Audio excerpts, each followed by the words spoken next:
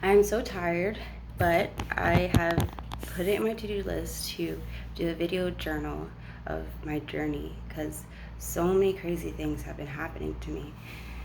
I was speaking to a woman, a roommate here where I live, about what happened with the cops. You know, I told her how when I was handcuffed and lying on the ground on my back, one of the cops, and I wasn't fighting or anything at this time, one of the cops decided to punch me in the face multiple times, where I felt like I need to protect myself. And that's where I lifted my leg up and I kicked her in the face.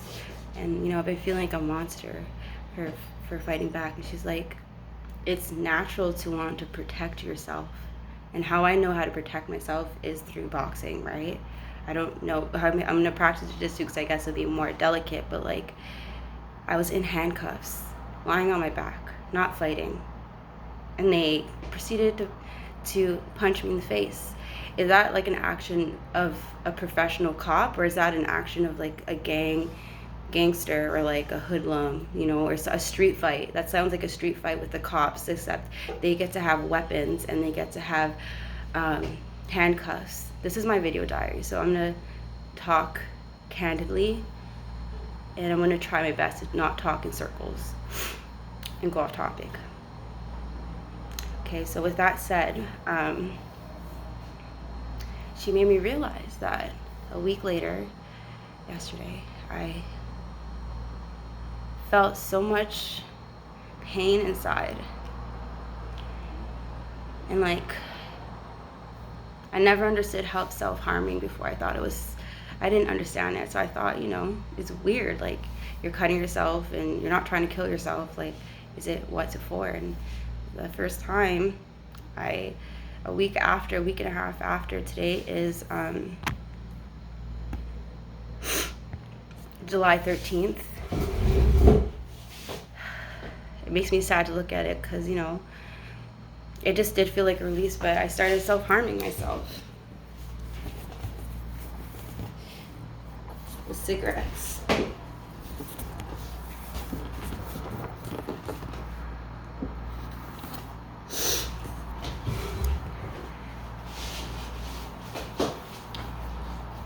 And she's like, did you realize that you're telling me you've never done this before, and you realized a week and a half after you're doing this to yourself and you don't know why? It's trauma. I don't know if I could do anything about it, but they mentally and emotionally severely affected me to where I wanted to take my life yesterday. And of course it didn't work. The blade was way too dull and it felt gross. I tried twice and I gave up because I was like, let's be honest, dark humor, if you're gonna kill yourself, make it as clean and as efficient as you fucking can and quick. And it wasn't going like that. Ended up going to the hospital yesterday, and yeah, I just wanted to do a video diary to just update myself on the progress of different events and how they're possibly connected. It makes me think that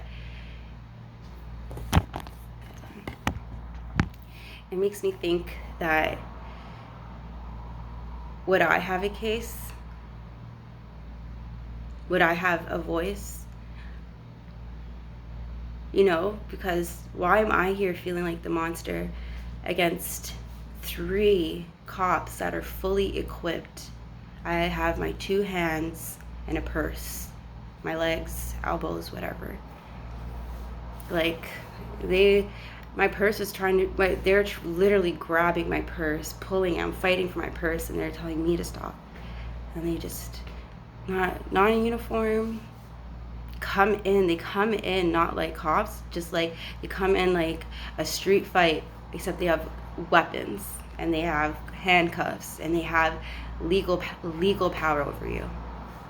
I don't think it's right, and I wish one day I could advocate for people like me, because I've heard other stories of the same exact case of a woman. Usually I'm in a women's shelter. I was in a women's shelter. Now I'm in this place I'm renting that's like transitional, you have support, blah blah. Anyways, I'm talking to them, the same thing happened. They were threatened, someone came to their face, they're traumatized, they protect themselves how they can. She pushed her, because a lady came at her, and then all of a sudden she's arrested and she's being charged for assault when she has mental health and she is traumatized.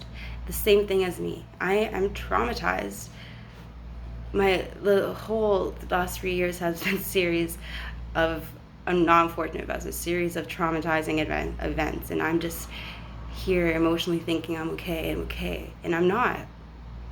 I don't like hurting myself. Like, if I could describe when I first burned myself with a cigarette like a couple of days ago, it was like first a release of this inner pain that I can't get rid of, and felt like I had control over the pain that I was inflicting, and I could dissect it. Like, if it's pain, I flinch. I'm like, no, why am I flinching? Hold it there.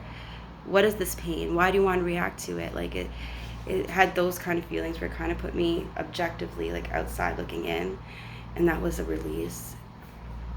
You know, it's disgusting. I don't want to do this to myself anymore, and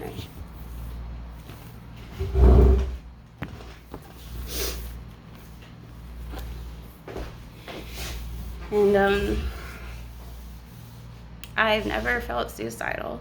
The first time I was suicidal, and I'm actually surprised that, because I have been to ERs, first time I was suicidal, I remember I was in the military, and I literally took a bunch of T3s because I just wanted to sleep. I just wanted to, I felt like I was trapped there. I was constantly bullied. Whatever, you know, people think PTSD is like, oh, you're in Iraq and there's bombs going off, or you've been raped as a child. Like, yes, that's extremes for PTSD.